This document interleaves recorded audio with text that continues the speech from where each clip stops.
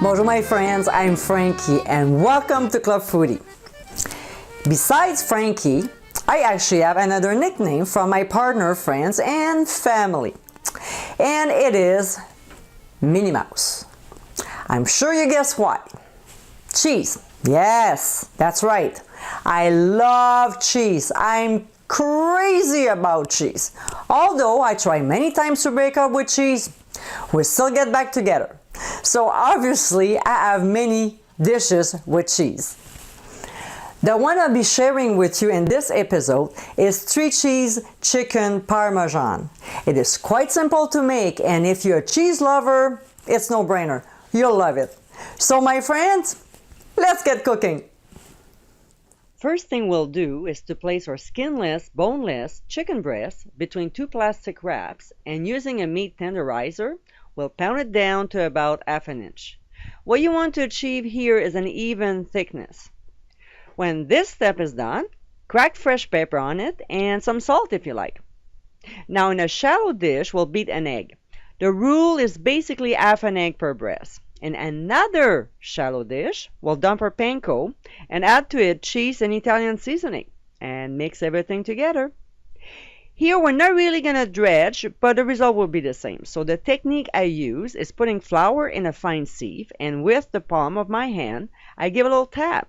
See, by using this method, you're not wasting a ton of flour, and whatever left in the sieve is not contaminated. So you can save it for later use.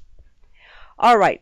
So we'll take our well-coated floured breast, and one at a time we'll dip in a beaten egg, then transfer in a panko mixture. Make sure you really coat it well. Just firmly press on it so the crumbs really stick to the chicken breast. Now we'll transfer on a plate and let it sit for 15 minutes. Using cooking spray, we'll grease a 4-line baking sheet and set aside. Now in a large skillet over medium-high heat, we'll add oil and make sure it gets really hot but not smoking. And to know it's ready, drop a few breadcrumbs, okay?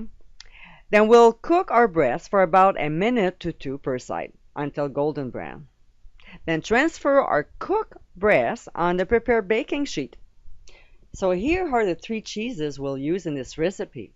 We have Grana Padano, fresh mozzarella, and Asiago.